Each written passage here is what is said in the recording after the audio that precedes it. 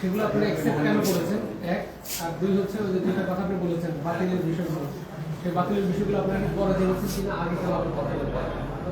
আমরা এখানে সুনির্দিষ্ট 3টা আপত্তি নিয়ে এসেছি এবং 3টা আপত্তির কথা আগেও বলেছি। প্রথম আপত্তি হলো যে এখানে অনেকগুলো রেজাল্ট শিট আছে, যেখানে রেজাল্ট শিটের মধ্যে আমাদের পোলিং এজেন্টের স্বাক্ষর নেওয়া হয়নি। অথবা ওখানে এমন কিছু সিচুয়েশন করা হয়েছে, পোলিং এজেন্টদেরকে বের করে দেওয়া হয়েছে, অথবা পোলিং এজেন্টদের কাছ থেকে স্বাক্ষর ছাড়াই ওনারা নিয়ে নিয়েছেন। আর এরকম অনেকগুলি ঘটনা ঘটেছে যে পোলিং এজেন্টদেরকে নানা রকম কথাবার্তা বলে অনেক স্বাক্ষর আগে নিয়ে নিয়েছেন, অথবা আংশিক লিখে স্বাক্ষর নিয়ে নিয়েছেন, তারপরে সেখানে ওনারা ঘষামাজা করেছেন। তো এটা হলো প্রথম বিষয়, যে আমাদের অভিযোগ হলো প্রথম, যে এখানে অনেকগুলো রেজাল্ট শিটে আমাদের পোলিং এজেন্টের স্বাক্ষর ছাড়াই ওনারা এটাকে পাবলিশ করে দিচ্ছে, অর্থাৎ আমরা সেটাকে অ্যাকসেপ্ট করিনি। দ্বিতীয় হলো অনেকগুলো রেজাল্ট শিটের মধ্যে ঘষামাজা করা আছে, টেম্পারিং করা আছে, ওভার রাইটিং আছে। সেখানে স্পষ্ট বোঝা যাচ্ছে যে আগে একটা অঙ্ক ছিল, পরে আরেকটা অঙ্ক বসানো হয়েছে, এবং সেটা সবগুলি জায়গায় দেখা যাচ্ছে একটা প্রার্থীর জায়গাতে এই কাটাছেড়াটা হচ্ছে, একজনের সংখ্যার মধ্যে ভোটের মধ্যে বাড়ানো হচ্ছে। তো সবগুলি রেজাল্ট শিটের মধ্যে যেখানে ওভার রাইটিং আছে, একজনের মার্কার মধ্যে, একটা মার্কার রেজাল্ট শিটের মধ্যে, একটা মার্কার অংশ এই ভোট প্রাপ্তির সংখ্যার মধ্যেই এই কাটাছেড়াটা, এটা স্পষ্ট ইঙ্গিত করে যে ওই বিশেষ পরিকল্পিতভাবে ওই মার্কার ভোট বেশি গণনা দেখানোর জন্যই এই কাজটা করা হয়েছে। তৃতীয় হলো যে এখানে আমাদের যে ঢাকা 13 যে ব্যালট পেপার ছিল, সেই ব্যালট পেপারের 9 জন প্রার্থী হওয়ার কারণে দ্বিতীয় কলামের লাস্ট রোটা খালি ছিল। তো স্বাভাবিকভাবে এটা স্পষ্টই বোঝা যায় বা যে কেউ বিভ্রান্ত হতে পারে যে এই খালি জায়গাটা ফার্স্ট রো লাস্ট যেই প্রার্থী এবং তার যে প্রতীক, তার জন্য এটা বরাদ্দ। কারণ এখানে মাঝখানে সামান্য একটা দাগ, আর নাহলে পুরো ঘরটাই একজনের, ওখানে একটা ঘরের মধ্যে একটা নাম। এই জায়গায় বিভ্রান্ত হয়ে বহু মানুষ সেখানে সিল মেরেছে প্রত্যেকটা কেন্দ্রে। এই জন্য এটা আমাদের কেন্দ্রে প্রায় 4,381টা ভোট বাতিল হয়েছে।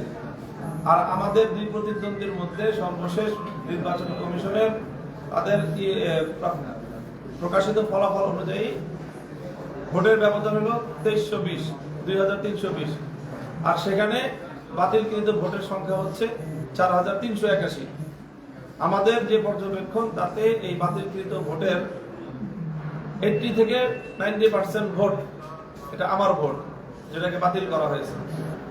কাজেই আমরা এটাকে আবার পুনর্গণনার এই জন্য আবেদন জানাচ্ছি, যাতে যেই ভোটটাই কালেক্ট হয়েছে, যেই ভোটটা তারা গণনা করেছেন, সেখানে যে বাতিল বলে গণনা করা হয়েছে, একই সেম এই ধরনের যে সব জায়গায় ব্যালট আছে, সব জায়গায় একই ধরনের আচরণ করা হয়নি।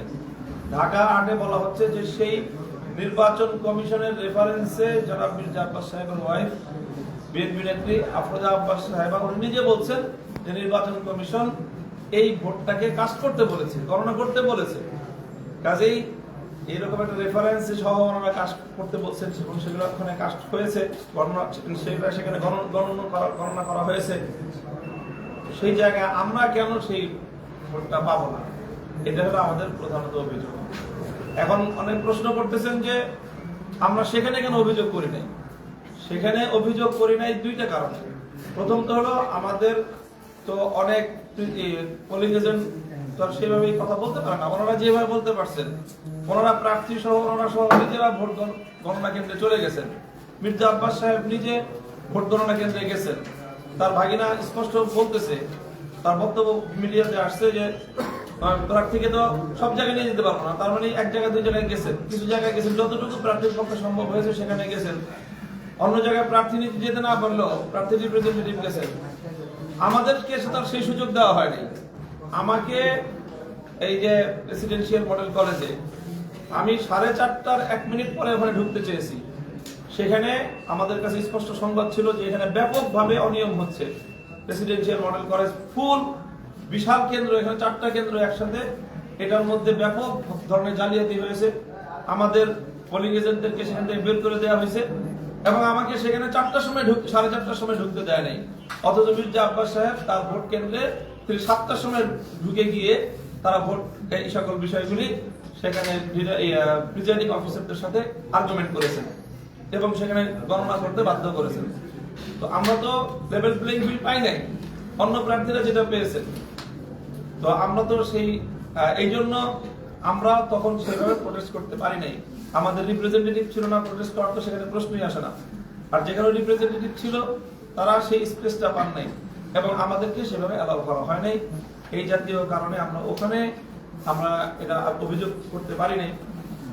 আমরা পরবর্তীতে এখানে এসে আমরা অভিযোগ করেছি এবং এখনো আমরা লিখিতভাবে এখানে আমাদের অভিযোগ দায়ের করলাম।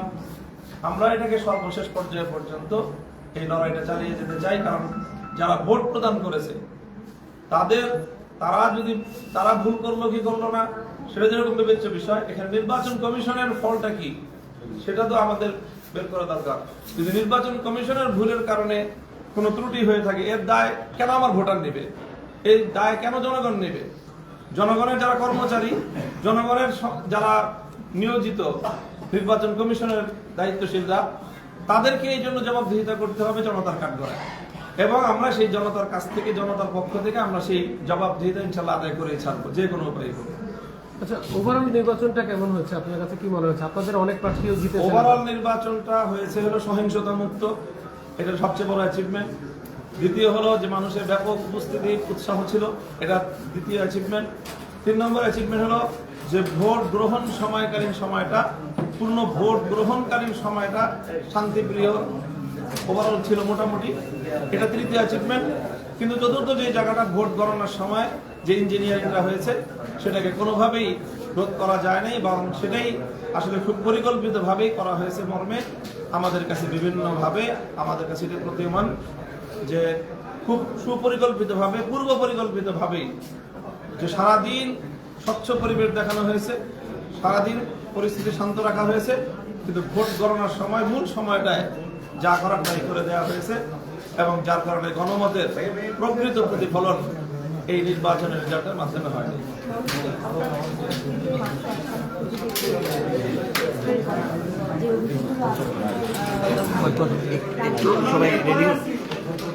হ্যাঁ বলবে পিছিয়ে জি জি জি বলুন। আপনার যে কাটা ছিল মূল এবং আপনি শেষ পর্যন্ত লড়ে যাবেন, এটা হলো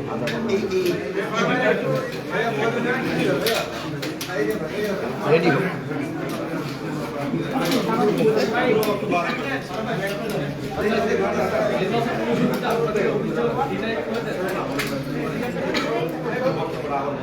হ্যাঁ ভাই, একটু শুরু থেকে আমরা যারা মিস করেছি আর কেউ আসবে না, শুরু করতে হবে।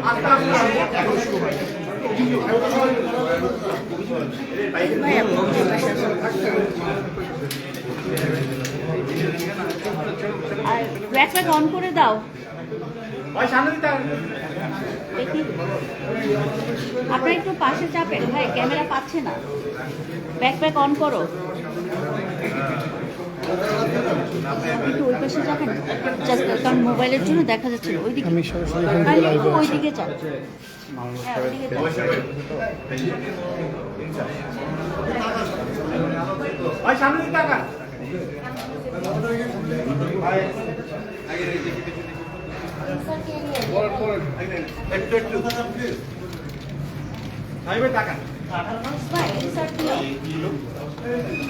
10 সেকেন্ড রেকর্ড দাও, রেকর্ড দাও। 10 সেকেন্ড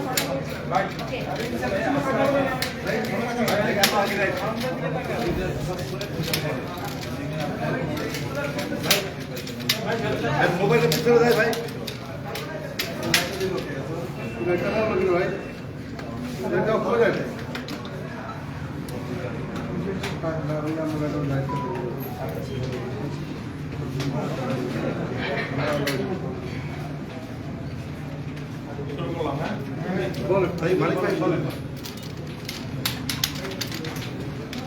আমি এখানে আমার ঢাকা 13 আসনের নির্বাচন অনুষ্ঠান এবং নির্বাচনের ফলাফল সবগুলো বিষয় নিয়ে অভিযোগ দায়ের করতে এসেছি এবং নির্বাচন কমিশন, ইসি কার্যালয় এবং রিটার্নিং কর্মকর্তার কাছে সেই অভিযোগপত্র দাখিল করেছি।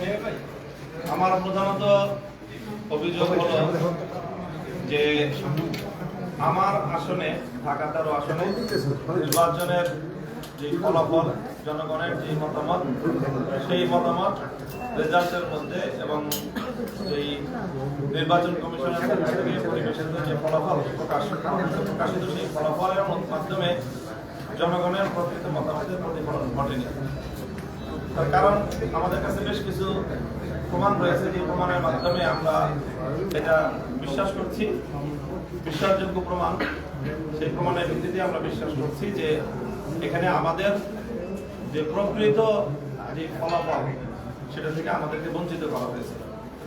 যেমন আমাদের আসনের বেশ কিছু কেন্দ্র থেকে আমাদের যে পোলিং এজেন্ট ছিল, এই পোলিং এজেন্টদেরকে বের করে দেওয়া হয়েছে মূল গণনার সময়, যার কারণে অনেকগুলো আমাদের সেই রেজাল্ট শিটের মধ্যে আমার পোলিং এজেন্টের স্বাক্ষর নাই। স্বাক্ষর ছাড়া তারা একতরফাভাবে নিজেদের মতো করে রেজাল্ট প্রকাশ করে দিয়েছে। তারপরে মূল সময় রেজাল্ট যখন গণনা করা হয়, যখন ভোট গণনা করা হয়, ভোট গণনার সময় আমাদের প্রতিদ্বন্দ্বী প্রার্থী দেখা গেছে যে ওই সময় এজেন্ট পরিবর্তন করেছে। সারাদিন এক পোলিং এজেন্ট ভোট কাস্ট করেছে, গণনার সময় সম্পূর্ণ আইন বহির্ভূতভাবে সেখানে আরেকজন গিয়ে ঢুকে তারা ভোট গণনা করেছে, যেটা আমরা মনে করি যেটা কোনোভাবেই গ্রহণযোগ্য হতে পারে না। এইভাবে বেশ অনেকগুলি আসন থেকেই আমাদের পোলিং এজেন্টদেরকে বের করে দিয়ে, অথবা পোলিং এজেন্টদেরকে তাদের স্বাক্ষর ছাড়াই একতরফাভাবে ওনারা ফলাফল প্রকাশ করেছে। দ্বিতীয় হলো যে ফলাফলগুলি প্রকাশ করেছে তার মধ্যে অনেকগুলোর মধ্যেই স্বাক্ষর নেওয়ার পরে গিয়ে ওনারা ট্যাম্পারিং করেছেন, এবং ট্যাম্পারিং যেই ফলাফলগুলিতে করেছেন, যে শীটগুলিতে করেছেন, দেখা গেছে সবগুলো শীটে একটা জায়গাতেই ট্যাম্পারিং। একটা প্রার্থীর ভোটের মধ্যেই সেখানে ওভার রাইটিং, সেখানে কেটে সংখ্যা একটা জায়গায় আরেকটা বসানো হয়েছে, একটার উপর দিয়ে আরেকটা সংখ্যা লেখা হয়েছে। এই সবগুলি ঘটনা একজন প্রার্থীর ক্ষেত্রেই ঘটেছে, অন্য প্রার্থীদের ভোটের সংখ্যার মধ্যে এই ধরনের কোনো শীটের মধ্যে নেই। এটা হলো দ্বিতীয় ফাঁসতে সমান হয় যে পরিকল্পিতভাবে ভোট গণনার শেষে একজন প্রার্থীর ভোট বেশি দেখানোর জন্য সেখানে পরবর্তীতে সেটাকে ওভার রাইটিং করে ওটাকে বৃদ্ধি করে দেখানো হয়েছে। তৃতীয় অভিযোগ হলো যে নির্বাচন কমিশন যে ব্যালট পেপার দিয়েছে, সেই ব্যালট পেপারে 9 জন প্রার্থী হওয়ার কারণে 2টা কলামে, একটা কলামে 5টা রোতে 5 জন, আর একটা কলামে 4টা রোতে 4 জন। স্বাভাবিকভাবে প্রথম কলামের যে লাস্ট রোটার বিপরীত দিকে দ্বিতীয় কলামের সেই রোটা খালি।